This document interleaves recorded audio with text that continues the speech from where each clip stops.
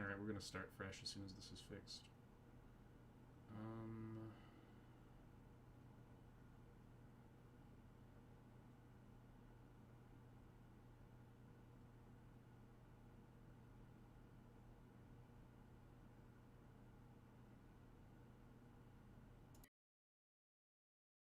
Well, How about now? Are we a audible? fun start.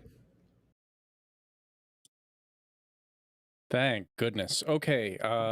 Apologies, people who are here watching our extremely professional podcast. This was Every another week something new example of OBS actually defaulting my wave stream output.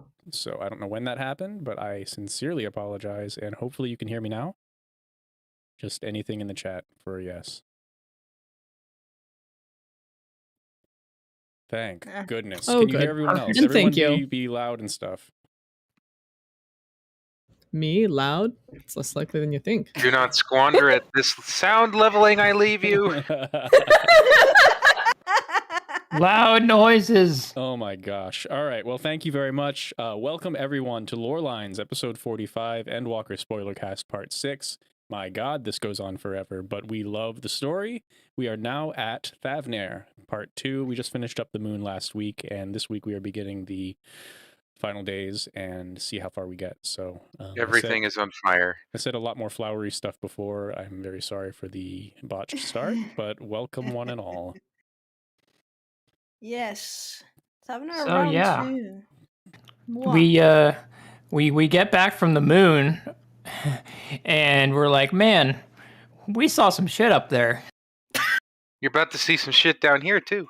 Yeah. How about blowing a big hole in the plan, eh? We killed Zodiark. We didn't expect that. We thought he was the final boss, but yeah, how are you guys? It's too early for you to be uttering the words glowing big hole. We're putting Bonnie on mute, by the way. Wow. Wow. And not me? Or me. I'm offended. This means I'm the winner, right? This is the real big suck Actually, right yes. here. Are we kind of quiet still, Sludge Prince? You say we gotta speak up more? I don't know if they mean us or the people of the chat. Yeah, hard to say. Ah, okay. Oh, okay, Ah, okay. yeah. I was just worried we absolutely. were still having issues. I sincerely Okay. appreciate you telling us as soon as possible that you can't hear anything. Seems to happen every couple of months. Every couple of weeks. No, Yeah. Surprise, we've been fuck you good. from OBS. We've been good since starting this season. So, Well, anyway, I guess without drithering on too much, so we had just finished the Zodiark encounter and oops, Red Ether of Death coming out from the middle, heading back towards Aetheris, and we went to go see the bunnies. We were irritated by the change of pace, and Yes. Greatly. I'm not salty. you're pretty salty. Yeah, I'm pretty salty. I know lots of people who are salty by that tonal change. It just got weird. But I appreciated the 4 references. Yeah, I didn't. It was a vibe change, but we're on the moon. It's the secret bunker. Yeah, we still like the moon I rabbits. mean, When you said vibe and then I was expecting a vibe check. I mean, it was an emotional vibe check, it really was. Yeah, Living Ways like vibe check. Yeah, I mean, I guess the intent there is like the world's gonna end, but you have a couple minutes, so maybe just chill out and realize these guys have no idea what the world looks like. I mean, the thing... forest. God. Those are trees, right? They're trees. Yeah. And then there's the worry of like asking if they can lick one of these multicolored crystals, and it's like... What flavor is this one? I know of someone in the underworld who's probably extreme face palming right now. It's the only reason they're doing it, let's be real. Yeah, they're just doing it to screw with them. I mean, I got the blue carrot, and I got told the answer to the universe is 42, so I was pleasantly surprised. Hitchhiker's nice. Guide. Yeah. Hitchhiker's Guide had a few Excellent references reference. on this section. the real reason Hades didn't want to stick around at the end of the story is because these bunnies exist. Nah. Take me with you, Hades. Yeah, really. I mean, all you got to do is die. Is not the Lord of the Underworld capable of consigning such creations to, on death? Yeah. Yeah, on they're death. Oh my constituent gosh. Or components. to death. No, Around. I this misspoke. is better. Misspoke. This is way better. I take this back. I hate it here. This is so I hate it here. Oh my gosh. We're really in the pudding now. Nothing way. The best bunny is nothing way, however. LOL. The problem is if you consign Hades to take the bunnies to the underworld, he's going to be stuck with them. No, he's gonna leave, and then he'll be happy to leave. It's brilliant. This plan has no fucking way. flaws. Go, Ryan. That's great. That's why they can't reproduce, incidentally. Yeah. That's the boy. joke. Anyways, Back Fafnir. to I don't back know, to this what we were happens. talking about. Yeah. So as far as I recall, I think I still have some replay from my replays a bit fresh. We go down there and we rely to the signs that we may have fucked up, and then that's in the. We have a small scene in Charlene where yes, we talk when to the- one of our favorite scions, where it was like Estinian or Alphanat Alize, and to Yeah, every yeah. streamer's favorite surprise, let's have an RP scene. I yeah, really basically. enjoyed that, actually. Who Yeah, did- who I did you all basically. No, Alfino, of course. Graha. I actually Estinian. picked Yastola because I was like, what would she know? What would she have seen? Yeah, I picked her as well. I picked My controller Estinian. spazzed out, so I was forced to go with Alphino. Yeah, I was like, Oh, no. what's this I don't guy remember who kills I picked. dragons? What is he I doing? know. I know a lot of people picked Estinian, and didn't he like hop out the window or Oh something? yeah, Yeah, he he did. did. He He's pieces Batman. out for some fresh It's air. so- My that sister was so picked that one, cute. and it was great. That's who I wanted to pick since Urianger wasn't an option. Yeah, I Sad. really enjoyed Estinians, although I fail to recall the details. He was just kind of talking like, well, the world's ending. I guess we're going to do our best or whatever. This sucks. Must be stressful. Oh, I I'm gonna chose take a breath. Graha because I was waiting for more of his cheerleading, which I wasn't, disappointed in. He did do Mhm. some, but then he left. Yeah, he was really nice to the player. And then Sludge and, fest. and then there's the scene when the forum decides to break the news, so they break the spell that binds their secret keeping, and then they announce that, hey, the world's ending, we're going to move the fuck away of this star. And Announce our plans. By the way, the moon is an arc. I was struck by how absurd this would have sounded to every community on Earth, and the fact that they kind of just have to accept the facts or not. But I mean, who's going to believe this Yeah. story from the nation that hides itself away and like? I we're just found gonna it save everybody." Right. Even the Completely- people, even the people in Charlene, when Fortunaut in the forum are explaining this, are like, "What?" Oh what? We just went- we I just found went a it hamburger, right? completely hilarious that they currently built an ark in their old founding home, and then back in their new home in the hinterlands, they built an ark there. They are all about building arcs. yeah. That's a reference to Narumka's Hope, which you can Yes. see in the peaks, by the way. Yeah, they're kind of comes in the blood, I guess. Yeah, it makes sense. I was thrown for a bit when you said hinterlands because I don't recall an actual arc sitting in the hinterlands except for unless you were to say Alexander, which isn't that, but Well, I mean, Alexander was kind of implied to have a bit of like an arc element to it, since It's it was massive, like It's a It's meant to utopia be that moves. It's a defense moving facility citadel. or a defense mechanism, rather. mm-hmm. So yeah, And then we get these scenes of stuff happening in other places when people start to give off weird black mist. And then there's this fantastical image of the map of the three great continents.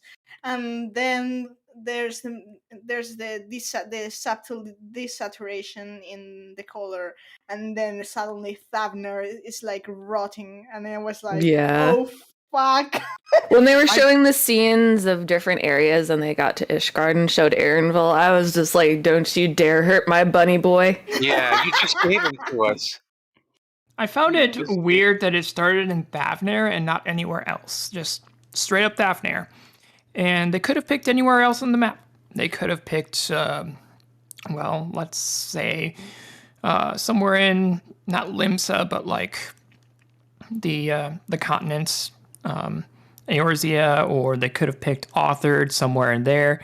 But no, they chose the island of Thavner. Well, I wouldn't be surprised, honestly, if Square has some kind of map of how they want the celestial currents spread across the world, and it could be a direct reference to where the final days started originally, because if you think about it, Thavner is technically across the sea. Mhm. So. And it could be interesting. We do get a too. map of the celestial currents on the moon.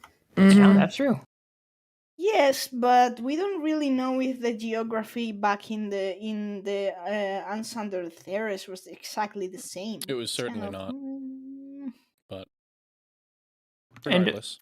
For all we know, also, it could have actually just started in the middle of the ocean. Yeah, true. I actually was thrown by this a little bit. I don't mean to overly criticize the game, but we saw with Shadowbringers, they were able to do the everlasting light on all the zones. Meanwhile, we only start one zone with the world ending. Yeah, we got some time. It's buying us some time narratively, but it took away from the world is truly facing annihilation vibe that I was kind of expecting going into this expansion. Yeah, I really didn't get that impression. I got the impression that Thavner is ending. Yeah, Yes. that's But- rude. Like, we didn't really see a very large impact of the final days anywhere but Thavner. We got Which- to Garlemald later on, But but Garlemald, that it was it. And they also Garlemald- said that it reached Locus Amonis / Corvos as well, but Mhm. basically that was not something we saw. and they And mentioned part of that- the northern empty somewhere. Uh-huh, yeah. Mhm.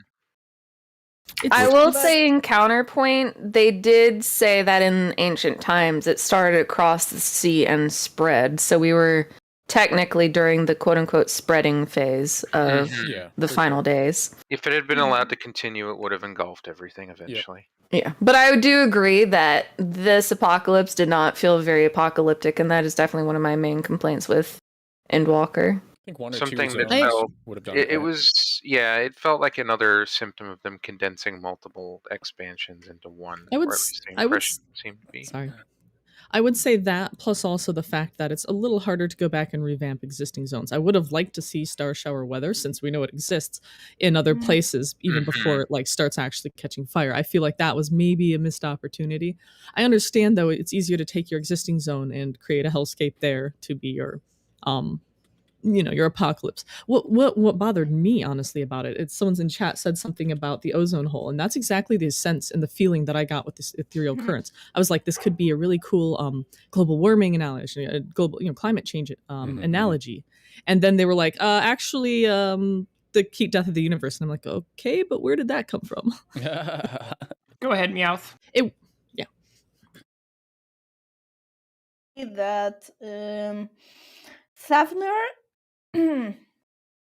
feels like I actually even considering the events that lead further into how Garlemald is afflicted with final days. It's because people of Thavner have been shipped there to be moved to Sharlayan, which is the other location, more or less, in which the other final days, the other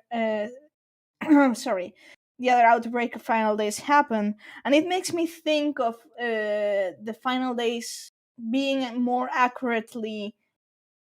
being quite accurate to what back in Shadowbringers Emmet Sulk described as an illness of sorts. It basically entered ethers through that break of the celestial current into Thavner, and now everyone on Thavner is basically a ticking time bomb that can spread the final days into different zones. That's what happened in Garlemald, and it's basically implied what happened in The Northern Empty. In the Northern Empty. So it's kind of interesting how it actually really works. But it's also interesting as we do the class like role quest things. We see that there's these big blasphemies creating little ones even after the fact, but we never even see any kind of star shower, any kind of like, it's just an angry person making more, not person, you know what I mean, an angry twisted creature making more angry twisted creatures. It just feels like it's another symptom of the rush. Could be. I mean, I'm not denying that, but It's a curious thing as well. I did the role quests I've done, the 2 I've done completely, but nevertheless 2. After MSQ was finished, it feels a lot like I'm just kind of cleaning up the leftovers versus if I had done it during the actual events and just taken a breath to actually pursue it. I think that my sense of impact would have been a little bit stronger. I've run into this a few times, including this zone as we progress through Palaka's Stand and all of that, where I just didn't have time to do the side quests, and I feel like if I had done, then I would have definitely had a more impactful experience. I don't know. That's probably why Yoshida encouraged people to do their role quests alongside the MSQ so strongly this time. Yeah. Yep. I really mind the idea of cleaning up, because that's actually something that actually happens after things, well, to be redundant, happen. So I wasn't really bothered by that. I still ended up doing the role quest by and large afterwards, because it just felt like it took me away from the main story to be just like, oh, we have to go to these places to do these things when I'm in the middle of trying to fix Davner. Right, yeah, the urgency of Cataclysm versus go help this one guy. Yeah, and I when I was doing the healer role quest, I really didn't get that sense of the world ending. It was just like, hey, there's this one blasphemy, let's go kill it. It's this one dude's brother. And it just wasn't cataclysmic to me. It felt very much like the what were they in Shadowbringers? Cardinal Virtues. Cardinal Virtues, thank you. Where it's just like they're out there, but they're not really destroying the world or anything. They're just kind of doing their own thing. Wandering around, causing random trouble. Yeah.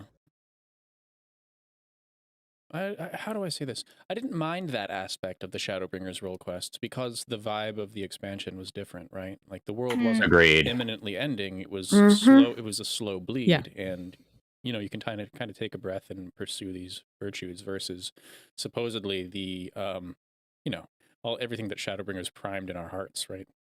Yeah, everything's on fire. Everyone's gonna die if you don't go to this place, this instant. By the way, go do these role quests. Yeah, exactly. There you go. That's exactly it. Yeah. So we were at the inn? We had just talked about the choose your friend cutscene. Choose your friend. We go to sleep. We wake up and Kryle's like, "Hey, we need to talk real quick." Meteors and monsters. So we get sent out to Thavner, and sky's burning. I was really mad. The Skywatcher did not tell me that weather was coming. Weatherman, it's always wrong. Yeah, the world is absolutely not ending. I was like, fake news. Fake news. Have you been to site yet? Yeah. I really liked when we got to Thavner. It kind of, if I recall, it just kind of got started right away. Like things were already hitting the fan. We were kind of late. We showed up, and then the Awan's like, everything's gone to shit. We need to go and try and help Vritra. Yeah, you're strong, right? Come dungeon. That actually felt good. That was the kind of rushed dungeon that I agree with completely, them doing it that way. Especially because since it's so condensed and everything's on fire in there, it felt like it really put you back into the moment of like the world is on fire. I really like Vanaspati. Same. I really like ruining Vanaspati for people. Yeah, I ruined Vanaspati for myself. I agree that it helped a lot with the sense of urgency in Thavnir, which kind of evaporates once you get back to Rods at Han. But as a dungeon, I was not a huge fan of Vanaspati. Really? Sorry, not sorry. Vanaspati's theme, As the Sky Burns, is my favorite track in this expansion. It's so See, great. and that's the issue I had with it was the track, because it reuses a lot of the Bosja music in it as elements in it. And once I heard it, I couldn't unhear it. And then I was just kind of like taken out of the moment. I see. So the immersion was lost because the tracks were similar. Not just similar, but one of the vocal tracks from I want to say Dalriada was used in Vanaspati, and as soon as I heard it, it just pulled me right out of it. I'll have to watch for that. I was going to do that dungeon today, actually. I'm leveling my Astro, so... I actually really enjoyed this dungeon. I don't know about the rest of you, but for me... I loved it. I mean, I was Absolutely running it great. with trusts, right? So I could do it over and over, honestly. I was. I liked it the first time. Yeah. Then leveling through it, not so much. Yeah. Especially since I did Astro and Black Mage next. Mm-hmm. I got kicked out of my game the first time and had to get a 2000 Q. Oh no. Oh. Other than that, however, tonally I found the dungeon very interesting. It really like hit the oh crap, everything's hitting the fan feeling. And if we'd kept with more of that energy, I probably would have liked the later stuff a lot better. Obviously, we have to go and solve the root cause, and it ends up being like running off. We'll get there, but yeah. The dungeon for me, I really enjoyed. Like I said, I ran it with trusts, and so I didn't spam it afterwards to level a different job, but I do run it every once in a while. And when you get there, you kind of you talk with brain. Anyway, the point is the way you walk through the dungeon, you're able to kind of take a second. You don't have to sprint the whole way, and you're able to watch the NPCs kind of fall into their pit of despair and see how emotion causes more emotion, and people just lose themselves because the rules are broken now. Yeah, like it's great as a storytelling vehicle for that. Right. For leveling is my main issue with it, because suddenly those long stretches become a problem when you're running it 6+ times per job to get to level 87 for the next dungeon. And that's I where will the say stress that level, right? it was good to see more original gear models from Vanaspati. My wife ran it pretty much nonstop until she got the full set. It's a good set for sure. Nice. Yeah, I've got a couple of the full sets out of there now. I do say I love the body horror elements in it. I would have liked more of that in the expansion, though I know it kind of splits people out. Well, no, when I went to Thavnir Part 2, that was what I was thinking, was like, yeah, Bonnie's going to love this. When we were looking at the cutscene, and I was thinking about what we had talked about prior to Endwalker, I was like, yeah, this is the Bonnie zone. See, Yeah. I really enjoyed The bonds. I really enjoyed the part where you really start to realize that no one is safe from this. When you see like kids are dying here and like everybody's dying here, that's when it kind of made me uncomfortable in a good way that I really appreciated. Yeah, it was I do love ruining the second boss for like my friends and my FC though. Because I have friends who just don't want to run that dungeon anymore. Well, there are 15 people, 16 now on Twitch at least, that are just waiting for you to ruin the dungeon for them. So please. So the second boss that most people seem to mistake for like some kind of twisted scorpion. Pay closer attention. Oh, I recognized that the second time I ran it. Yeah, Oh, no. it's a decapitated elephant head. Decapitated, expanded, flying elephant head. Right, and oh god, that's awful. Like I didn't notice it when It's I went definitely through a his thing. tank. But then I leveled Astro next, and I was standing behind the boss, and I was just like, oh. Yeah, it's Yeah. pretty wild. So that's zombie Yeah. body horror. That is what body horror is, basically. Dead Space shit right there. I love it. Yeah. So we make it through Vanaspati and we reach the end. Yeah, the end of Vanaspati. So the boss encounter, That was a wild one. right? That was a good fight. People keep the latest runs I had of Vanaspati and leveling roulette. People keep wiping on that, and you're like, it's not Triangles that and circles are difficult. hard. Mhm. Gotta dodge them meteors. Yeah, that too. Auto wipe. It's like it's not that difficult. Yeah, get I after know this- squares, but triangles and circles? What are those? Hey, let's What is not this? casuals. Come on now. It's okay. I mean, I've run the dungeon, I would say twice, but I've DC'd one time halfway through. So, like, I'll be dying to that a lot, and you can laugh at me. Yeah, I've only Be run it great. twice too. Be But like, once "Look you at this get it, ultimate legend, I keep dying like an idiot. once you get it, you get it. And you don't really forget it. It's like riding a bike. Nice. So yeah, we defeat the danger noodle, and then that's when Yestola hits us with the thing that which I'm kind of I'm kind of intrigued by what the how she sees the terminus beast. Meaning, it's like Yestola? they're like yeah, because if there's no ether and she sees ether, she basically uses ether sight. Yeah. If there's I no think- ether, then what the hell does she see? Does she So see The I- like vacancy of ether. It's gotta be a Yeah. plot convenience thing. I mean, I suppose even the I'm- air has ether, so maybe she's seeing holes, but it doesn't have much, I Yeah. don't think. The way I understood it was that she saw an absence of existence. yeah. So Yeah. it reminded me a lot of when you. I don't know if any of you have ever spoken to someone who's blind or someone or have heard what it is they Mhm. see. They don't see black. Like black is a color. They see nothing, which is a very different thing than just closing your eyes. And that's kind of what I attributed to what Ishtola was saying, was just an absence of anything, which would be really kind of disturbing for her.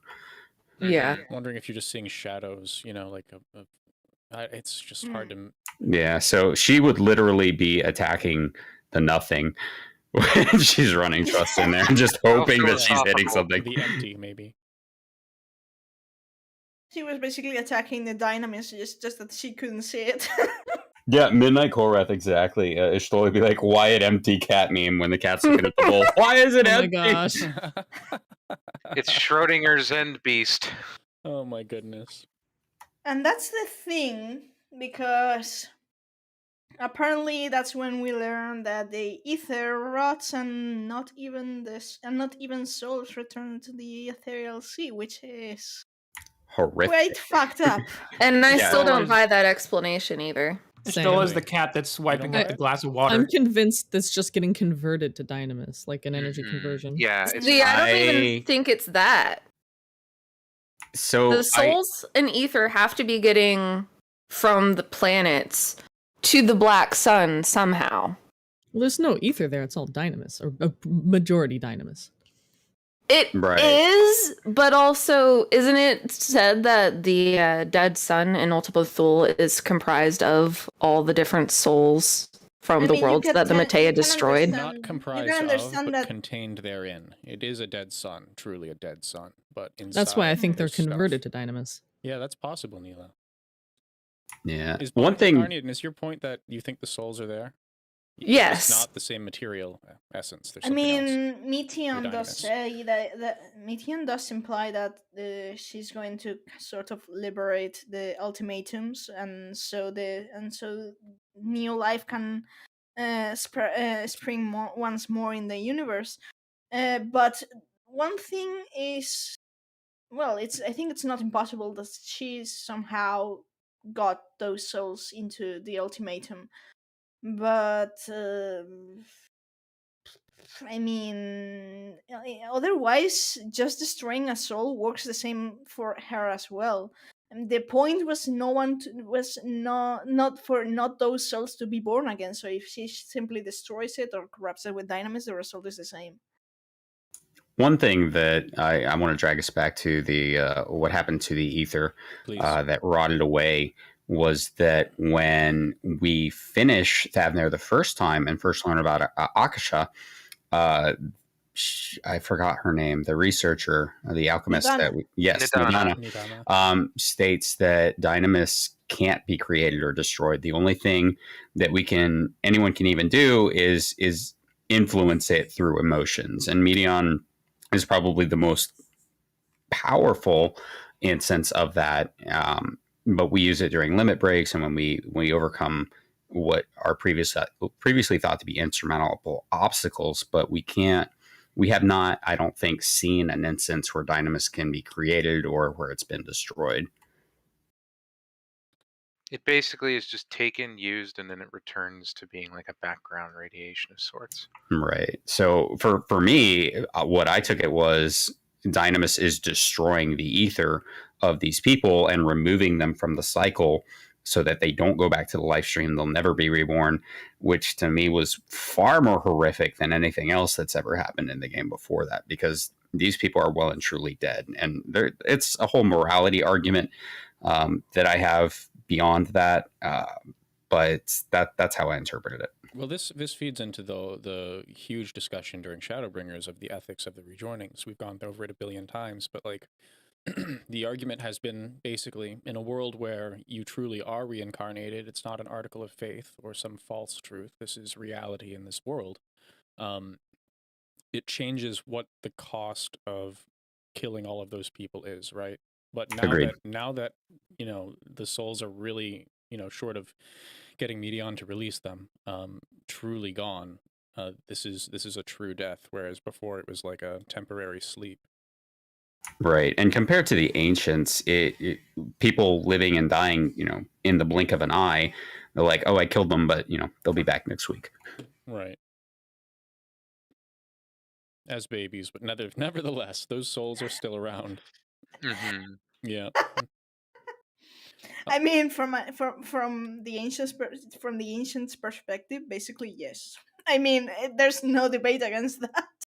It'd be kind of like fruit flies, how we use fruit flies to study generational stuff in science because they live for only a few days. Yeah. Hey, are you comparing us to fruit flies? Would I compare Sundered Life to insects? No wonder Emmett Silk was I sad. literally have. It's a fair comparison. I don't know. It's just a way to. It's a way to visualize the difference in scope and span. I will say it's a little bit exaggerated, but fair point. Fair point. Another thing I want to bring up, I know we've mentioned the Dancer questline in Shadowbringers and Totenkrantz. If you take a look at the Dancer abilities and Entreshot, the blue one is a two-tailed bird that's been there since Shadowbringers. Oh my god, really? Yeah, really. I forget who pointed out. It was probably you. I mean, the Dancer quest, if you haven't done it, is quite dynamic. It Dynamis. has elements of that. Yeah, it made me think of that in retrospect. I was like, repeating, so we got asked to repeat the Starbird thing. Entreshot, the Dancer ability when you're dancing, is a two-tailed bluebird. Yeah, when you hit step and you go through your abilities, the blue one is actually it's a little blue sparrow. The 4 icons are icons, no, not the primos. They're sorry, it's just like maybe I'm pronouncing that wrong. No, it's the same. There's a rose or a flower, there's a leaf, there's the two-tailed bluebird, and there's a crown. Those are the 4 things for the dance steps of Dancer. And I'm quite eyeing the flower and the leaf because I'm like, is it Rose actually of Redemption, but a thorn in your side? Azima Rose. Don't do that. There was something floating around last week or 2 weeks ago about the bluebird being here forever. Like it's just something they took and integrated for this expansion that's been present kind of throughout a lot of expansions. It's clever. I mean, she murdered all these souls and then we just let her go. Yeah. I mean, like I was saying in our chat yesterday, like When I logged in to do UCOB, the moment I freaking woke up and got in my party, I was looking at the party list. I was like, oh, hey, those look like Elpis flowers in the cross-world party list. Oh, jeez. That's right up there Oh. with us being wanderers when we go to other servers. Yeah. Well, that's the fact that we've always called the Final Fantasy XIV symbol the meteor symbol, and that's what Meteon's name actually means. So- But anyways, Arden, we have a question in chat about Elpis flowers. Where? Don't know if you want to. So when you're in a party with people from other servers, there's a flower icon next to their names. Nexus shape. It reminds me of the Elpis flowers. because it's not exactly the same, but yeah. Anyways, Can we talk about we Vritra go a back little to bit? Thavner? Is that okay? Hmm? I wanted to talk about Vritra No. a little bit. No. I mean, yeah. So, I mean, there's not. I guess there's. It depends on how much time you want to spend on it. But like as a personality, right? He's kind of reticent. Doesn't want to show himself in front of people. He's afraid they'll turn on him because he's a dragon. All of this. Reasonably so. Right. So how about how his personality changes throughout this zone? I mean, so we've talked to him on the previous time we came to Thavnair. It was revealed that he was actually the leader of the Trap. I can't my brain. He's actually satrap. the satrap of Thank you. Thavnair. He's actually the satrap, and Awan is just his public face, Ahiwan as is his is the friend. child. But is Ahiwan of a lineage? Is that how that worked? It sounds like he's of a lineage of like the people who actually like first brokered the peace along with Ritra, and that like they made like that pact that his family would continue like being the face of Ritra, essentially. Basically, yes. I'm trying not to go too far ahead, but it's all the same zone, and I was very much struck by how cordoned off he was and has been for long generations, amounts of years. And in the dungeon, right after we beat the final boss, Estinian convinces him to let him hop up on the back there and go demolish the hordes of enemies. I was really struck by the how many. We didn't really get to experience how many there were, but if you looked up in the sky, I can't explain how many. I mean, how did we? How did they take care of this? You know, after the dungeon, they hop up. He's on Dragonback. They go out and narratively, so they're rolling around town. And by the time the zone completes, it's all pretty much cleaned out. That's some work, man. So, kind of speaking in circles around myself, but I don't know if anybody has anything else on that. But I was really not on that specifically. I do have some observations about Vritra. Okay. Vritra is the only dragon of the first brood that I'm aware of that we've met that speaks in our language instead of dragon speak. I thought that was odd too. Yeah. Yeah, I think that might be mainly the fact that he's been like involved in their lives a lot more often and actually like still has a good relationship with them, like man, whereas Hraesvalgar and everybody else is like more segregated by various circumstances. I think so too, but I also think that it shows a degree of admiration and love that Vritra has for humanity, where he's willing to learn and to meet people on their level instead of speaking in dragon speak, which people can understand, but he wants to be more approachable, I guess, and be more not empathetic, but he wants to be on their same level and not to think of him as something different or something to be feared, but as someone who's there for them. I got the sense going through that as well that like if we had ever gotten a chance to meet Ratatoskr, she probably would have been the same. You know, I hadn't thought of that, but I like that a lot. I mean, there's the implication too if you do some of the Razatan side quests that there's some children there and they're asking when Barshan is going to come play next time. So I get that Vritra actually takes the role of, let's say, King Incognito and goes down the streets disguised as Varshan to see to interact with mortals and play with children. So yeah, This The probably other thing, go ahead. way more in touch with his people than the other way more reclusive dragons of the First yeah, Brood. agreed. The other thing I noticed about Ritra is this goes back to Fafnir 1, the very end after we beat the tower, that we ask why Midgardstormer brought them there, and we learn about the last Bastion of Hope, but he mentions that Heidelin asked them to be stewards of the star, which I think is really interesting because when we go back to Shadowbringers, what Emmett Selk was saying about the Sundered not being fit to be stewards of the star. Too weak and feeble-minded to serve as stewards of any star. Of any star, exactly. Yeah.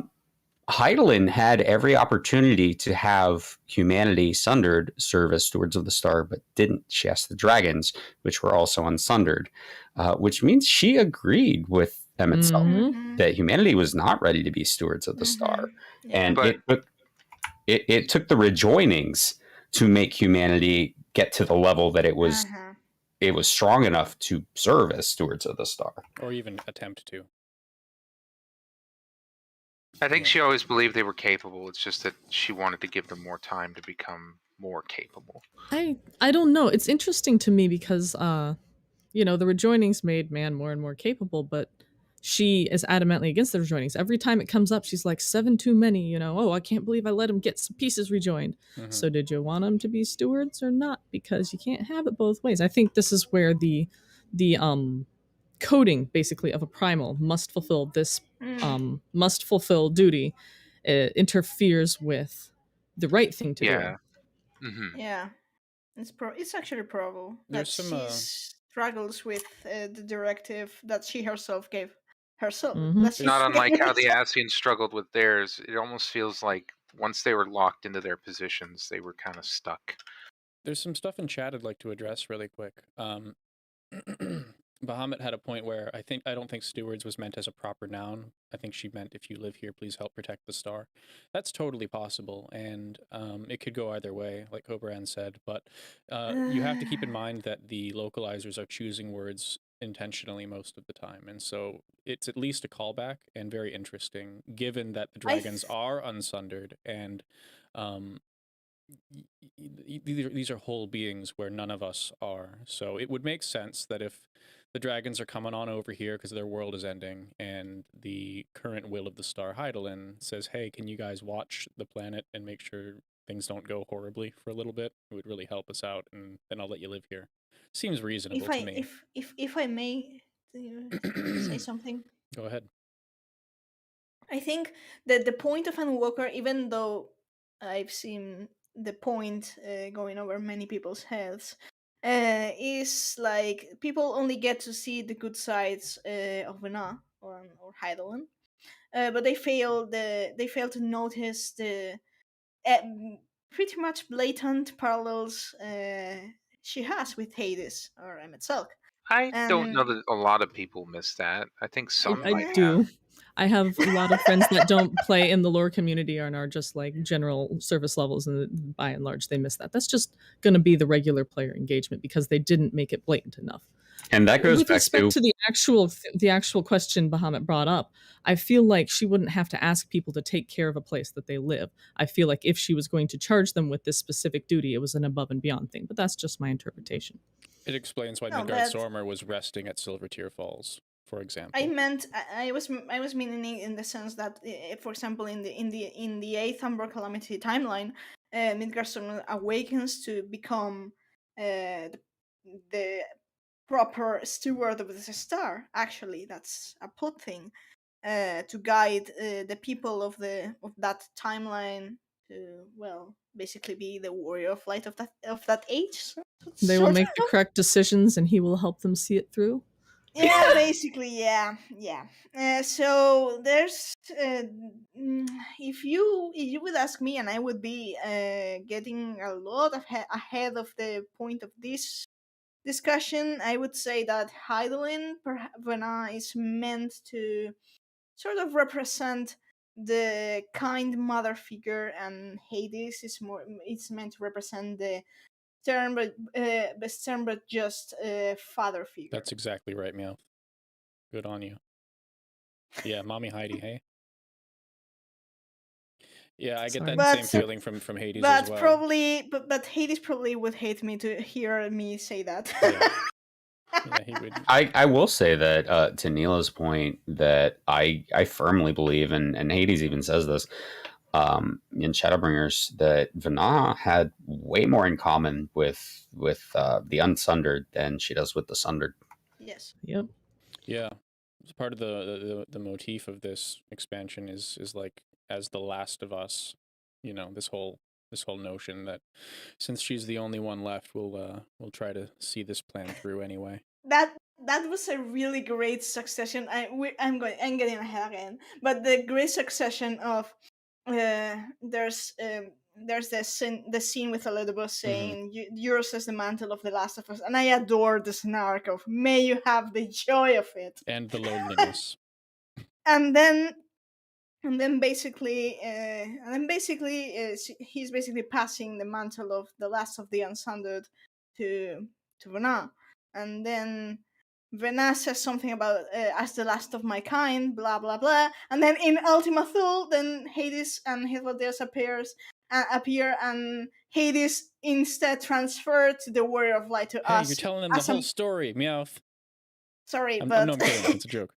But Spoilers. there's there's that moment in which, as a show of respect to The Last of Us, and I was like, oh god.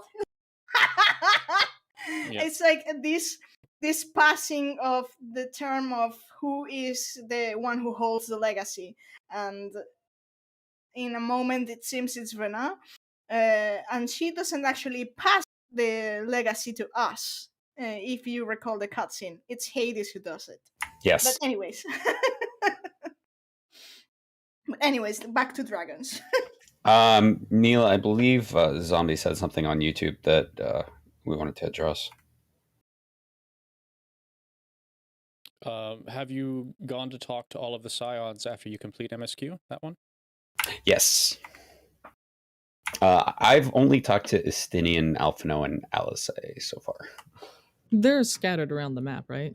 Yeah. They're everywhere. Yeah, I haven't had time to track them down, but I in, have. Tertium, for example. I haven't Yeah, I had think- time to track them down, but I have seen where other people have and looked. Urianji and Thancred are both in Dalmazane, in front of the ship. Yeah. Well, that sounds like a quest I'll have to do after this.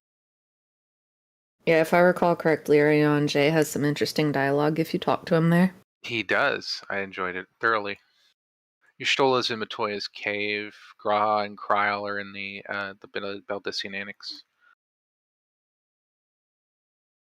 Yeah, and Alfino and Alyssa, they're in Garlemald. Estinian, I don't know. He said he was going to go to Thavner, and I haven't He's seen in him. Razatan. He's in the bar. He's at the bar. Oh. Yeah. I went to go look for him at And- Megadula, thinking he was hanging I was with gonna Reaper or say something. that's exactly what I was gonna suggest. It's like go check Frucha's throne room. That's actually where I looked first. That is first where I looked. I was like, he's in Megadula. Well, it makes sense because One brain cell. as a mercenary, effectively, he's going to be at the drinking. I and was looking chat around fest hub. everywhere too. That's I the could bar. not find him, but then I was like, oh, he's just sitting there back there. Yep. I mean, it Yeah. makes sense. At the bar is the correct place. I went in there as a quiet place to craft, and I was like, oh, it's Estinian. What's I he don't up think to? we've seen And he's like, Estinian have any spirits. Oh, I'm no, he so wasn't sorry. drinking. He's just waiting. Just watching chat. Just waiting like a good Batman should. Like a God. good Batman. I'm gonna be a minute. You killed Fow. Way to go. Good. Seriously, you invite him into your room and he jumps off your balcony. Yo, if you could jump 800 feet at will. I'm a Dragoon main. I do that all the time too. I also believe Yoshi P said that was the most expensive of all the cutscenes because they had him do that. I mean, it's worth it. It was good. He hides Yeah, they his probably It had was, to mocap it was that. honestly a really good moment where they took, and I was looking at all the different people you have, and I'm like, wow, they went all out on this. This is really good. Quieter. They hide his little grappling hook behind him. It's not. Or maybe he face planted on the ground. That's I mean, something that happened. Dragoon. Hello. So you're saying that dragoons only We can always jump land 'cause on they our have a feet. secret grappling hook. Justinian. No, it's like magic. It's magic. That's right. But yeah. Where were we So- exactly? We Yes. were discussing Estinian and Vritra cleaning up the skies, and meanwhile they do the hard work. We're stuck with Garhatia, searching for information around Razatan to see who the fuck was the blasphemy that turned and caused the entire thing. That's right. And if I recall, it ended up the mystery being that it was the vendor we met when we came to Thavnir round 1. He Yep. was trying so hard to keep people employed and get goods without spoiling to their customers, and then they weren't buying anyway because. And that's why money. Svadabari said, "I'm ruined" at the end when it was collapsing. Yep. And Yep. so once he had well and truly given up, it turned into a blasphemy, and that was. Now the boss in the dungeon had 2 heads. I don't actually recall that, but yeah, probably. Was there someone who was caught up with him? Was that his partner? Quite possible. No, that That's I how I took it. recall. You remember at the in Thavnir Part 1, they were a couple, right?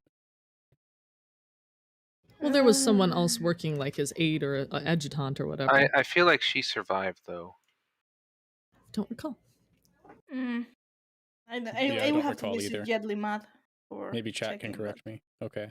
but- Anyways, so that's the thing, and that's when Ahewan and the Silence first gather in the place that that thing. I don't know. The sort of open space that's in Razatan, and they start discussing things, what they found out, and it's actually there in that moment when the Elpis flower. No, that's later. Here they're discussing their findings, and Ahewan comes in and tells the people that have gathered there that pretty much how is the situation more or less. And that's when Matsia comes in and brings back bad news, and people freak out, and that's the second wave. Did I summarize it correct? Yeah. I have to say that scene that was actually fucked up.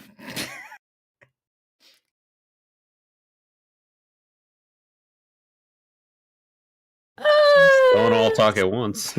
I'm still like the scene where Vritra finally comes out to talk to people, and he says something about the seeds of despair. I forget the exact wording. I just lost it because earlier in the thing I'd been telling my sister about the prophecies of Messiah Thousand Eyes, the Divine Chronicle, and the prophecy of the Seventh Umbral Calamity, which I think, well, first off, it's twice as big as the Sixth Umbral Calamity one. It's got 2 stanzas, not 1. And I was like, this is talking about the final days. And originally I thought it was talking about the final days of the ancients. And then the final days came back, and I was like, oh. And then it says, stray seeds quicken in ash's gray embrace. The flower is ash gray in fear, despair, tension. And yeah, speaking of the stray seeds of despair quickening in the hearts of man and causing transformations. Yeah, it's a 1-for-1. I had a little meltdown on stream. I'll have to find the snippet at some point. Oh, I'd love to see that. So this was like, oh, this is literal. Mm-hmm. Oh, that's great. You know the thing. In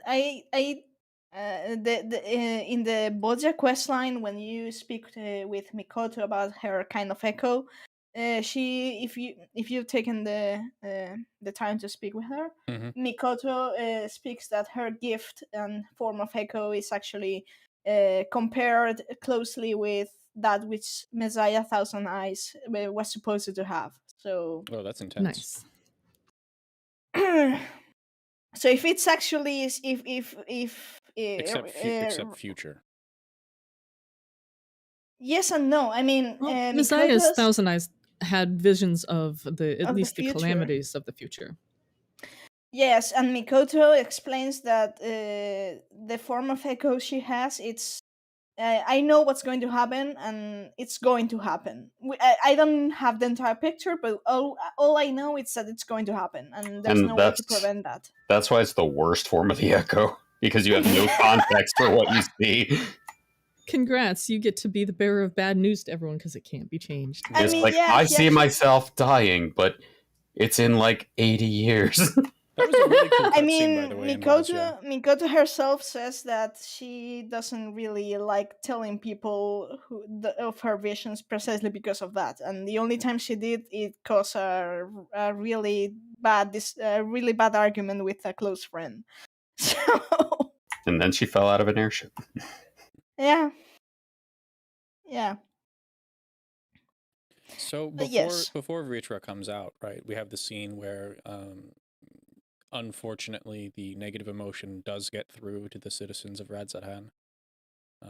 Yeah, Britra doesn't come out to the people until the whole thing at Palka's stand is solved. So yeah, we've got some jungle chasing and the like. Yeah, these scenes were pretty brutal. Again, So Yes. the Reacher one, did we already go past the point? no, where... we're still kind of muddling around in the dark, but we're talking about she talked about Vritra coming out to the people and speaking in common instead of dragon speak, and we kind of went back to that here. That's later. But we still That's haven't actually- talked about Palaka's stand in full or the scene in the courtyard. Exactly. So yeah, I think we after we go past Vanna's body, we kind of have to make it back to Thavnir proper. Right. Yes. And then that's when we go to the courtyard and Iwan's there, trying to calm down the citizens. And this little old lady comes up panicking because her boy Palaka's stand, she doesn't know where he is. And then she panics and loses herself, and so does pretty much several other people there. Massive chain reaction of despair. This was a really horrifying scene, and I don't want to skip past it. I'm wondering if you guys have any thoughts on kind of how the events unfold. Few people who die, not punches, etc. I appreciate the fact that they stomped on a kid. Me too. They didn't pull their punches, and I was very sad about Ahuan. Yeah. I agree Like- with Ayumi there. I don't agree with the laughing part. Artist. I mean, it's the way he put that. We Oh, couldn't how I have bluntly put it? mechanism. Yeah, no, I appreciate it because I need more danger. I mean, I appreciated Ahewon jumping in to save the man that had just lost his son and seeing him being crushed by a stomp on by a massive thing, and then saw the satrap being eaten, and I have to wonder how the fuck did that man didn't turn. I think the nobility of your leader sacrificing himself in front of the people You can't throw that away. is enough to give a little bit of a nudge towards not despair if you're in the right mindset. And then also, I mean, I was struck by the fact that just a simple hand on the shoulder is enough to pull people back from the brink sometimes. And also, That I mean, part- go ahead. Go ahead. No, go ahead. And also, I mean, Graha mentioned the fact that you have to run for their sake and your own. Yep. It's mainly who is going to be around to mourn your son if you die. That's right. So go ahead and run, save yourself, and then be around for a proper funeral because you're the one that survived, and not anyone's going to be around. Yeah, you That owe it whole to them scene- to remember them. Can I? Go ahead. That whole scene was a well done sort of metaphor for the way that fear, panic, and despair do spread emotionally. Usually it's not visible. They've made it a visible phenomenon, of course, and also feeding into itself even more. But the fact of the matter is, you can be in the depths of despair and someone can just come by and do something nice or say something nice or smile and pat you on the shoulder. And that can make the difference between falling and finding your feet again, Absolutely. I think that part was really well done. And when the full story of, or the full lesson of the expansion was just don't give in to despair because this universe is going to die and we can't do anything about it, I felt like it was a sort of a missed opportunity, because I'm like, we have this powerful message, oh, we moved on too fast, or we have this powerful message, wait, where did that one go? They're kind of the same. But though. that part It's a scaling itself thing. was so well done. Yeah, we leapt very quickly to the end, to the maximum. Yeah. Yeah. Fair. I agree. I agree with everything that's been said so far. I was horrified by what happened, but I also really enjoyed that it was there, because it showed not only how easily this spreads, it showed just the callous, uncaring nature of it, so that there was no discrimination between who this affected. It affected everyone equally, regardless of who they were. So I really appreciated that this wasn't something that, you know, just impacted people who live on the west side of the city, or just the common people. It affected Just everybody. affects the poor, exactly. Yeah. I appreciate the fact that Graha had to put aside his newest him and then go back to the old Crystal Exarch, because so glad you brought this That's up. probably the only time I actually really cared about Graha in the whole because story. 100 years of him going through an apocalypse on another shard has to come back full swing on the source and be like, okay, Yeah. the same thing's happening here. We need to calm the I know what to citizens do. down and not incite panic. Yeah, I really enjoyed this as well.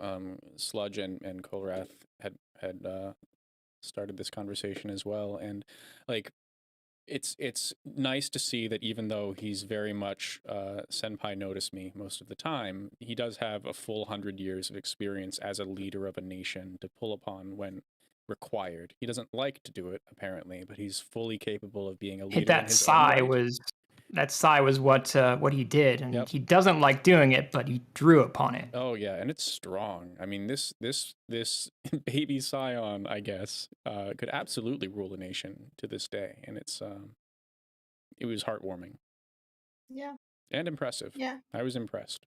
I know it's like narrative; they did what they wanted to do as the storytellers, but I really enjoyed that scene. It was a good mean- payoff for his character. The background they'd set up, Yep. the who he wanted to become and who he had to become. It was well set up payoff. Mm-hmm. Yeah, agreed.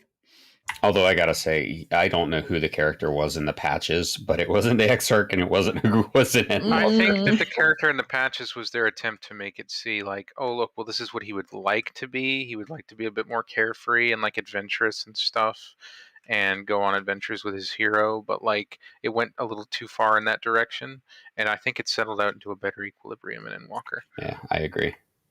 Mm. So after this point, this is when we actually do take the old woman's request seriously, right? Is this when we go to Palakistan properly? Yeah, basically what happens is Graha basically tells people, you know, stay calm, go underground if you need to, carry the wounded, and Radiant Hosts lend Ishtola and Thancred whatever help you can, and then Thancred yells back at us, you know, head for Palakistan with Alphanode and Alisay, and also bring along Matsia. Yes, and that's when the whole thing starts with the couple, which that's Karasaf Yeah. and Evan. Matsia implores us to kind of make a pit stop. And we Yes, find one of the couple. They're dead. They're basically dying, but still.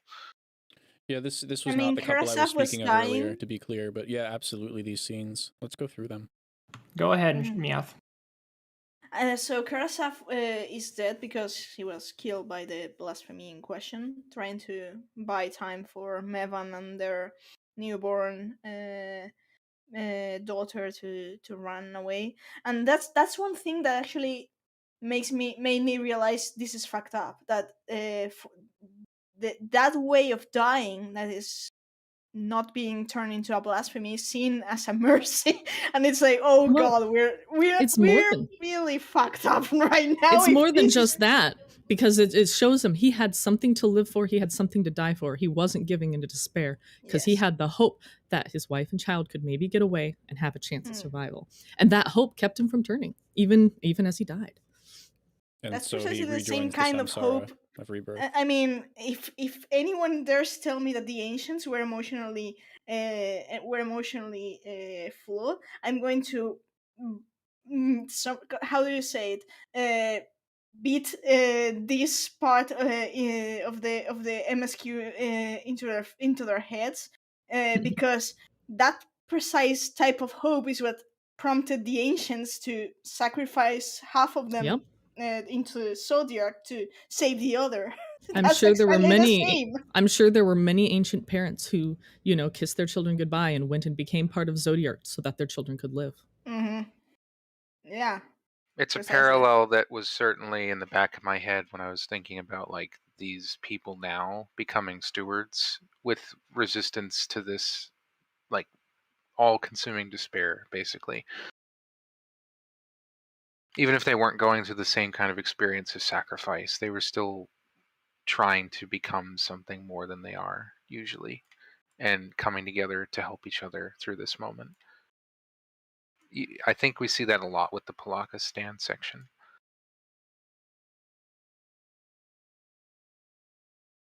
That's actually something quite interesting, because one of the method that actually calms the people down, the survivors at Palka, is reciting the old mantras of Thavner, which is a form of religion actually.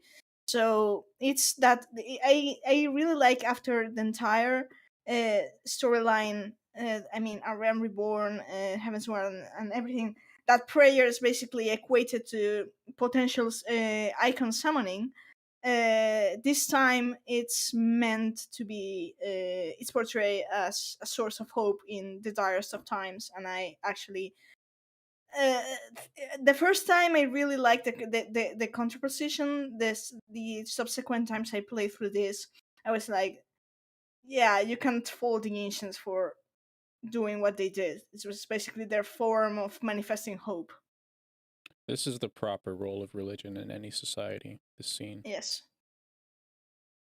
Yes, I mean that's precisely what shielded Matsuya from turning into a Turning. luminous beast. Mm-hmm. I don't want to skip the events that actually occur. Right, we find the father. He's able to pass without falling to despair, which we've discussed. But then we're still chasing down the infant and the mother. Yes. Yep. And the whole thing, like searching around, not finding, the more places we go and don't find them, the more frantic we feel. It's well set up. Yeah, looking through this, like, just everything is like in the sky is just on fire. There's sound beasts everywhere. We're in the jungle. We're just desperately trying to find them. It felt very tense. And the stakes were damn high. Even if it wasn't our friends, it's we have at least some sort of a bond with Matsuya. I think people generally like his character because while he's a little hopeless, he's also very sweet, very caring, just a good person. So, and then he cares about these other people, and we don't want him to get heartbroken, and fall to despair, etc. They did a good job of setting up the stakes without putting the scions, without having put the scions on the line there. And go yeah, ahead. and that's when we find Mevon near the pool. Sludge says, I don't get how that baby survived after sinking all the way to the bottom of the water. Well, fair. Newborns can actually swim on instinct. I don't know if he was a newborn or not. Yeah, they can also hold their breath. They hold their breath in Yes. panic if they fall in water too. Yes. And I don't think that babies it are was in the so water resilient. very long because we didn't see her plunge into the water. Yeah, and then we went right in after her. Keep in mind that babies can go into apnea. That's what you call it. Apnea for long periods of time. The daughter of Karasaf and Mevan is implied to be very, very young. And you keep in mind that if a woman's pregnant, the baby is inside water, like for that's natural. For 9 months. So I have a headcanon that mother sipped her air into the baby and kept the baby alive longer too. No evidence. I just like it. But yeah, just like scientifically, that is actually a thing where they do instinctually hold their breath underwater.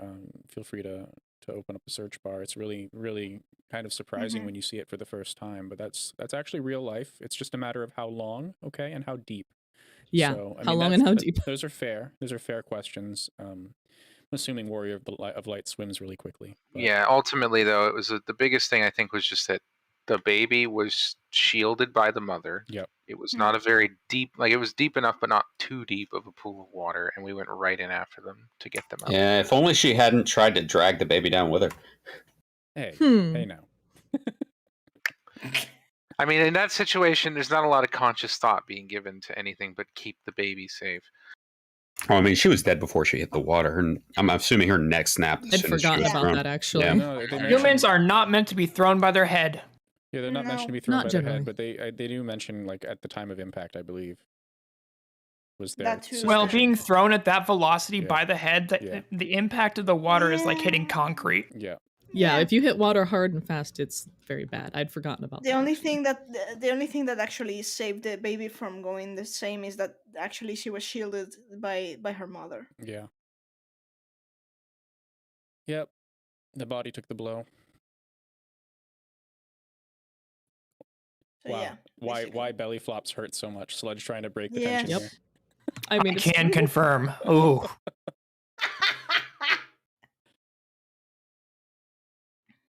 I know of someone who had the misfortune of falling from high from how do you call it this I don't know the word Like a in high English. dive? Yeah. Is it like a swimming pool high And dive? yes, but there was something weird that to this day we don't know how to explain. And landed. It was not a belly flop. It was a spread leg belly flop in a man. Mhm. So Ow. you you can imagine. And just a side note and a little levity, since this is a really dark subject. This is a thing that's always bothered me in video games. Like, I'm in playing Skyrim or something and I fall from a long distance. I'm like, oh no, I'm gonna die. And then I divert into the water and I'm fine. I'm like, this is not Yeah, realistic. like you'll scale down a cliff, just clip down a cliff, and you'll be fine. Yep. But yeah, landing in water in a video game should hurt almost as much as landing on land. With some exceptions. And of yes, height physics and engines are hard. pose, You are right, Philly Harmonic. Yeah, Yeah. the water weight will crush at certain heights. To their credit, if I recall correctly, in Pokemon Legends Arceus, if you fall from high altitude into water, you're dead. And that game tells you a lot about not wanting to die. So Yeah. So Matt's here running through the jungle. Yeah, frantic, Yeah. filled with fear. The Dynamis beginning to take hold, but not quite. And then there's just all the Desperately beasts trying to around hold him. on to hope. Yeah. Everything's closing in around him, and the baby is riding home. The baby is now starting to turn too. I was just like, oh no. That was heartbreaking for me. And then Like, reciting that prayer, I was like, no. And then the elephant scorpions show up, and it's like, oh fuck, okay, well, and Your friends and neighbors are here. yeah, I was literally like, I don't see any way out for him. I don't see any way out of this. Yeah, and then Estinian dives into the thing, and then Vritra takes care of the other, and yeah, that was It was probably a very good tension release moment. It was, yes.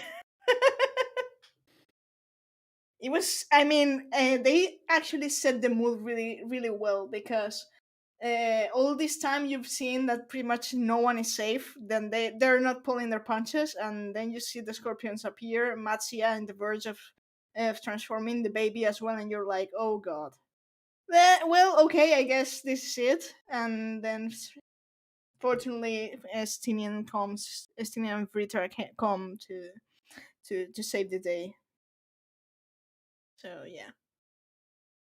It's really important that they made these choices in the creation of the game, because you can see, 10,000 people die in a dungeon, and all the enemies are citizens, and none of it matters so much. Like, it's shocking, but It not to doesn't the hit point the of, same.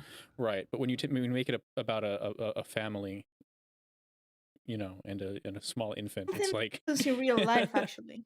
yeah, it brings it more close to You see this what I'm is saying? It's going close to to home. this is going to sound a bit somber, but with the recent pandemic and the like, we've had like over 80K dead in Spain in in like well the in 2020, and there came a moment in which people started sort of caring, except those people who have had casualties in their family or close friends, and it shows how human The human, mentality shields yeah, itself in tune these it out for cases. your sanity's sake, but sometimes you can't. Mm.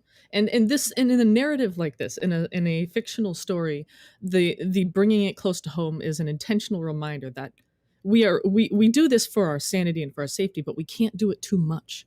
We have to bear in mind the human cost. I'm going to quote someone I don't really appreciate, but he was really true. He was really correct in this, and that was Joseph Stalin when he said that there comes a moment in which human casualties turn from person deceased to just a number, and Yeah. it's It's true. regrettably true. I never thought I'd hear that on our show. You know, not everyone who did horrible things has only bad quotes. Yes. Mm-hmm. Philly Harmonic No. is saying this reminds them of. Oh yeah, Teslin. I've seen actually people in the courtyard scene saying, taking that scene as "Welcome to Endwalker." I hit thought of harder that for from me because it was such a like change of pace and perspective from previous expansions. It was the first time in a very long time that they that was pulled off the Garlemald for me. mask. Yeah, Mhm. Garlemald for me was that more Yes. so. Because Yes. I could really sympathize with the Garlean sisters, and although we didn't spend as much time with them as Teslin, it was still like we've been building up to this zone for a long time. We've been wondering what they've been like. We can sympathize with them now.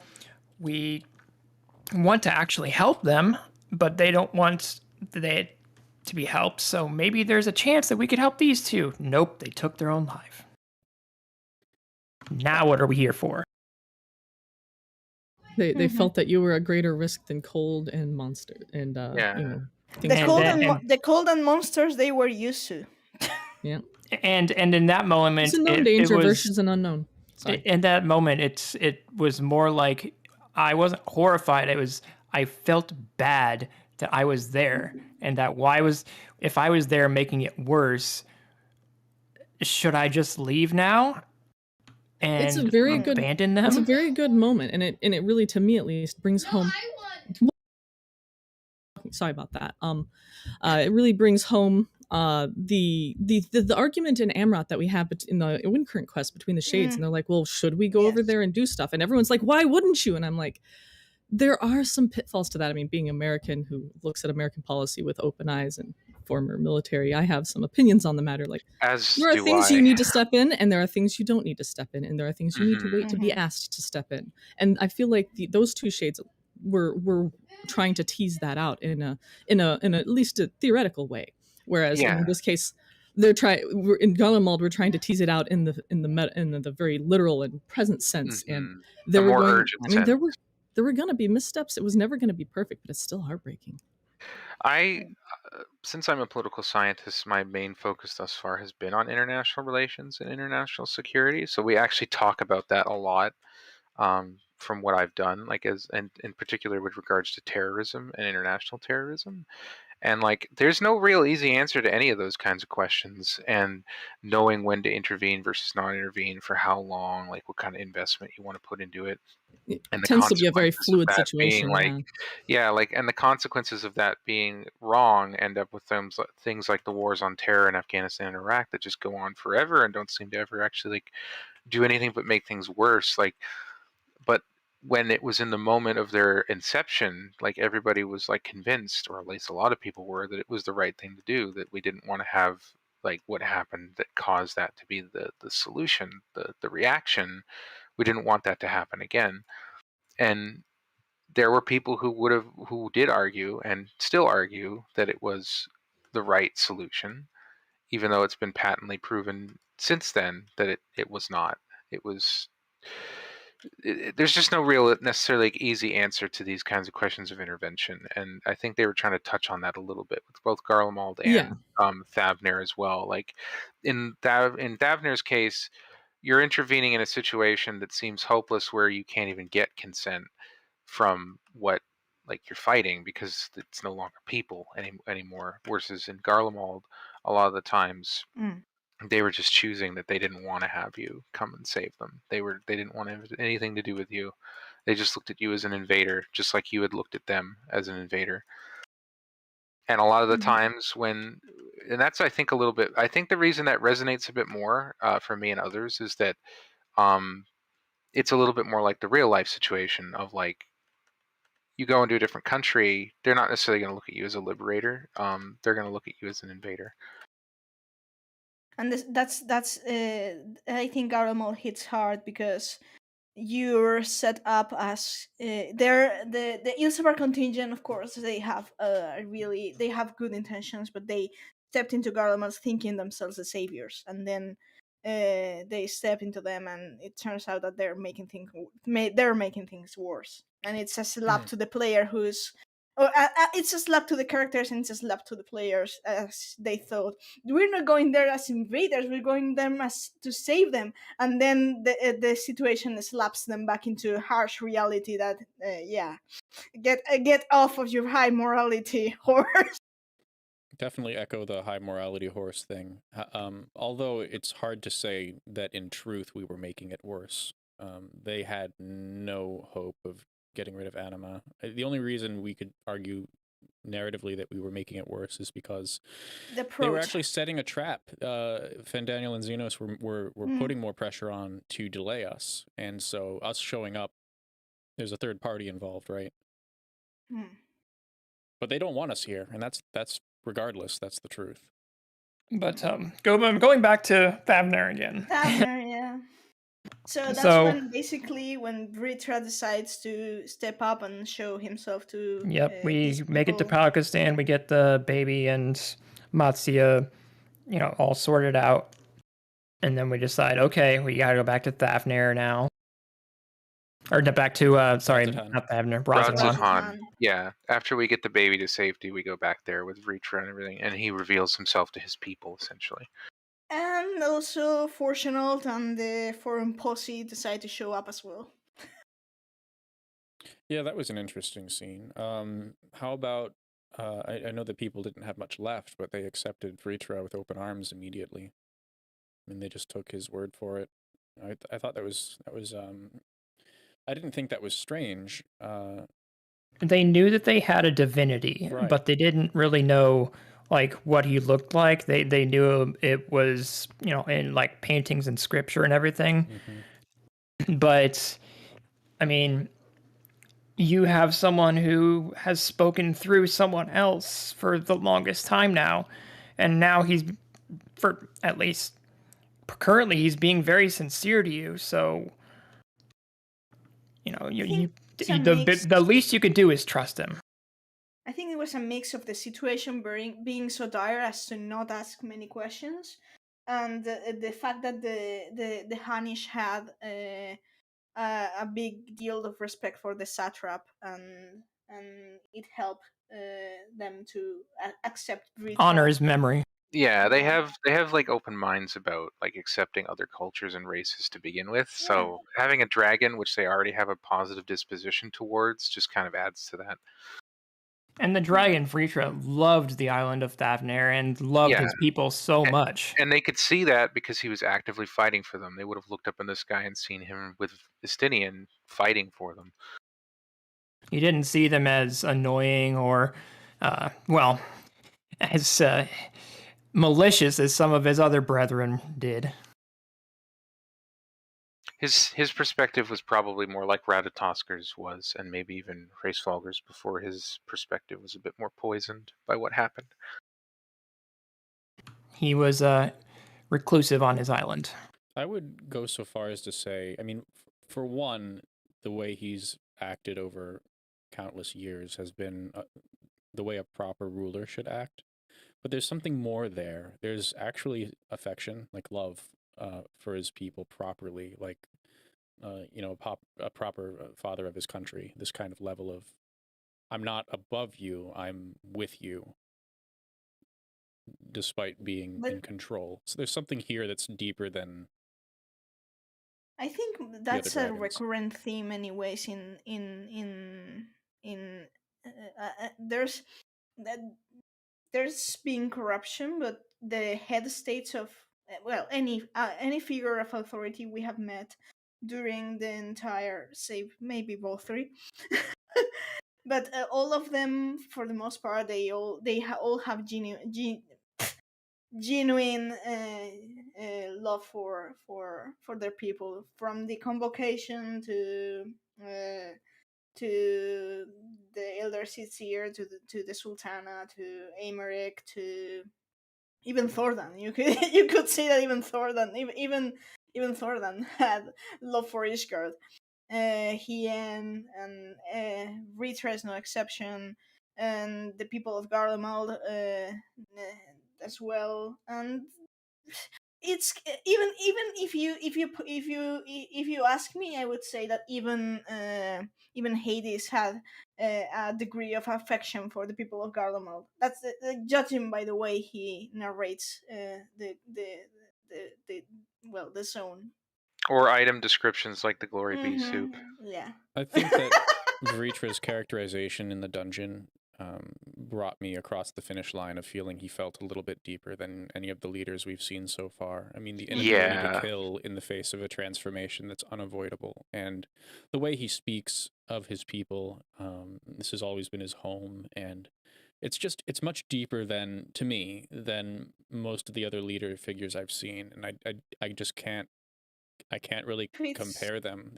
This is like this is at least a notch above, maybe 2 notches. Yeah, he admittedly though does have the benefit of being a very long-lived being. Correct. So he's able to like set roots down in a almost like metaphysical manner in this place and feel it in his bones.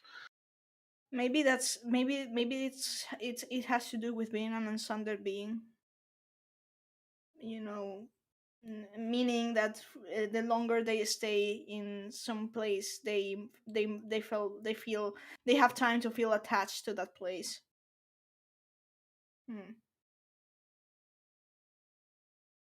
But anyways, and that's when Fortunal appears to offer them access to the Ark and a way out. Yeah, this is a tough decision to take, right? Whether to leave home or to stay. I'm recalling that Vritra kind of encourages his people to do this, but also if they want to stay, he wouldn't stop them. He'll stick around. Pretty much your decision. Let's see. After Vritra reveals himself, I think we have a brief moment to ourselves where we just kind of have to settle down. We basically go to the bar and everything. We just kind of sit down, like, what do we do?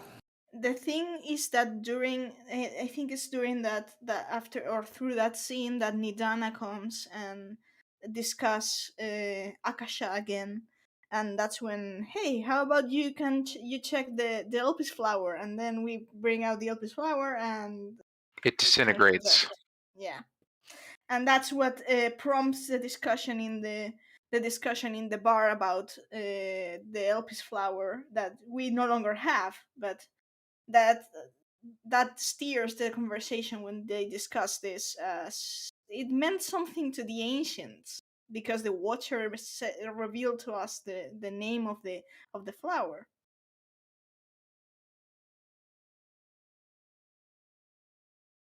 And they were just like, I wish we had one of them to talk to. And then Graha's like, well, we do, because we stuck one in a tower on another put him world. in jail.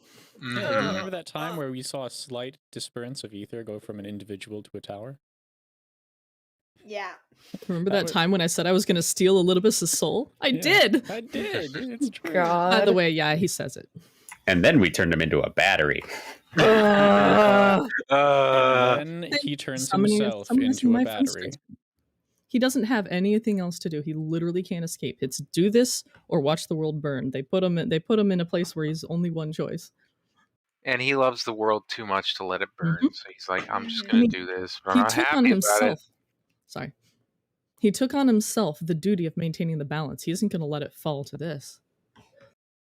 I mean, He cares too much. I mean, of course, he's a bit annoyed when he sees the Word of Light, but then we talk to Elizabeth, and he's like, "Well, I'll help, I guess." I mean, and there's something that I really noticed. I was musing about this. I think this very afternoon. I know for you it's right now afternoon. but but I was musing about this, and I was like, kind of musing on. Do you recall in Shadowbringers when Emmett Sugg gives us the perfect recipe for a conqueror? The conquest is the violence is basically the first step, and it's the easy one. The difficult one is to treat the conqueror with dignity, and that will allow the conqueror to let bygones be bygones. Which basically means if you treat those you defeat with dignity, they will be more willing to cooperate with you and build bridges between you. That's basically the lesson. And I noticed precisely in Endwalker that if you treat people in the Warrior of Light's responses, if you choose a certain response from the dialogue options, the characters will accordingly feel more inclined to. They will have a more positive reaction, and with Elidibus, this is one of the most poignant. If you see when he when he offers his help, you have the option of saying thank you or saying I'm sorry. And if you go with thank you as if you're entitled to, yeah, thank you, yeah, but Elidibus is like, I'm not doing this for you, you know. But if you choose the other one, then Elidibus is way more receptive. And I think that's the point that's precisely the point that was brought up in Shadowbringers. Treat those you have defeated with respect, and they will respond in kind. And I think that's really neat to have portrayed effectively in game, even though it doesn't really affect the game progression because, well, that would be really difficult to do. But anyways, I digressed.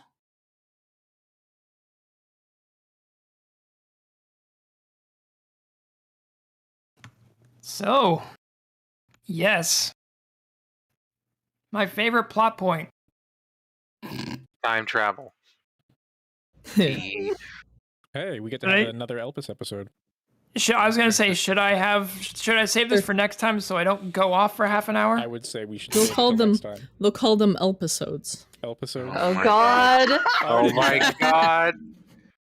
That was good. Seriously That was good. though, I mean, I will probably end up talking our ears off for ages about Elpis. It's such a good zone. Some of us more than others. Otherwise, I Starting will with talk that about very first one bit. subject. I think we should have the divided episode. between the time travel rant and the time travel discussion, because Time travel rant will be all me. Time travel discussion Yeah, will be all probably. you. No, I mean I'm not defending time travel. I just know that they can draw upon good sources to make it more interesting. But I understand that not just it's not to taste of everyone. And I It's Time based time still travel is a strong, powerful seasoning, and not everyone wants it in their food. right. Yeah. But Yeah. like, I mean, it gave us so much, this expansion, that I still can't hate it. I mean, it literally handed me like all these ancients that I could interact with, not the least of which being Hades himself. So it's like I can't look at it as anything but a good thing at the end of the day, even if it does open up a lot of problems. which I will acknowledge. See, I'd rather break it completely wide open, just crack that nut and alter the timeline and create a new one because I'm just terrible. Yes, yes. It's like, why are you going to give me Yes. halfway? Let's just go. We got to break things. Let's just go crazy. Pull a Final Fantasy 13 too, yes. Yeah, like screw the Like they Kairos. basically gave us an Oreo, but all the fucking filling has already been licked out It's of it. heartbreaking. Well, So, just really ultimately quick- what they needed to do. Sorry. No, go ahead, please. Basically, what they needed to do is not Kairos us and let them take us back to Hammerot as a curiosity and be like, "Oh, Zem, here's your familiar back. Did you know about this?" So, Oh, thank you, Matsuki. We got a raid. oh wow, thank you, Hi, everybody. Natsuizakai. Yeah, welcome. I wanted to touch on Philly Harmonic's comment. They said, I do like how it was closed circle, though. We're actually not sure it was closed loop, and I want to tease you with that because I guarantee it's coming up next episode. So there are some problems, and please expect some time travel, some pretty deep time travel discussion here. Yeah, Ayumi especially is just eager, very, very eager. Yeah. Right, Ayumi? Be expected for me to go off half an episode on why this annoys the hell out of me. And then the rest of us will be like, "This is why we like it." Yeah, exactly. No, or make an educated analysis of time travel in other Final Fantasy. Or even other titles. media. Yeah, even just like other media. That's a bad cough you got there. You need to work on it. It's a Spanish cough. I'm Like, I'm a fine. Doctor Who fan, so I can't talk too much shit on freaking time travel. So don't forget, I am very much in a Yumi's camp right now, so I have a lot to say about this as well. The quickest summary I could give is probably, and we can close shortly after, that they didn't choose a paradigm. They kind of do whatever they want, and it's causing problems with analyzing the timelines. They actually did choose a paradigm. I'll talk about it more next time. But Yeah, I went back and they they did. they absolutely did choose a paradigm. Do And you have that visual aid ready, Kobe? Yeah, I do. Exactly. 'cause Excellent. This next, Yes, this I next actually still episode's gonna have be that. good. I still have that visual aid too. I Yeah. would like to present Cobb. that. We'll go to slideshow Cobb. next time to show it to you. So figure Cobb. 1, Hades gives us his ether. Wow, Yeah. Lude. Yeah, Midnight. We had to make a presentation to explain There it. was much discussion of this in private channels, trying to nail it down, trying to figure out, because it's freaking confusing. That's my number one Yeah. complaint with time travel, is it gets very confusing very fast.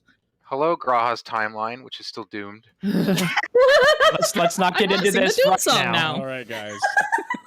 You can see Cobb, we're very that's- eager. I'm sure that at least the historical cracks diagram was so helpful. I mean, it was definitely a diagram. I mean, yes.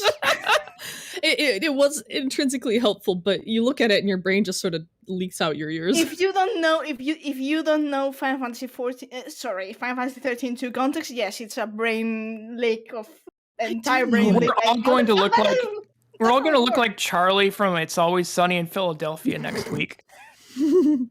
I'll just be sitting in the corner, entertained while y'all go off. That's exciting. That's a very Hades energy of you, Bon. Anyways, so yeah, look forward to time travel shenanigans next week and Elpis. Yeah, Elpis is also like, regardless of all that, we're gonna have a lot of fun with Elpis. I think Yes. it's so good. Throws drink at wall. Yeah, exactly. Which drink though? Apple One I juice. just drank. It's gonna be apple juice.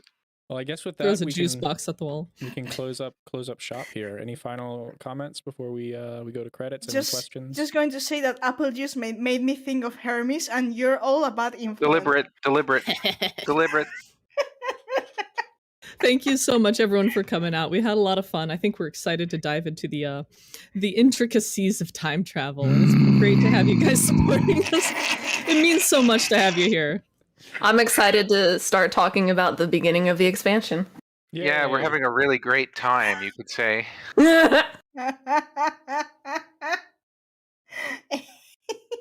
Don't make me bite my mic. All right, everyone. That sounds like a you I problem. mean, it's your mic. You can do whatever you want to it. Yeah, Poor we Mike. What did he ever do to deserve this? We don't judge around here when it comes to fighting. All right. Thank you all for coming to Lorelines episode 45. We will see you all next time. Thanks for coming. Tell your friends about us. Come ready for some time travel discussion. Link the Discord. Yeah. Whether near or far. Oh Take care. God. Near or far, we're high. Instinctive reaction to run away. I'm playing Genshin right now. by I that one a immediately lot. held back on my fucking stick to run away. You're welcome. Take care, Trolled. everybody. Goodbye.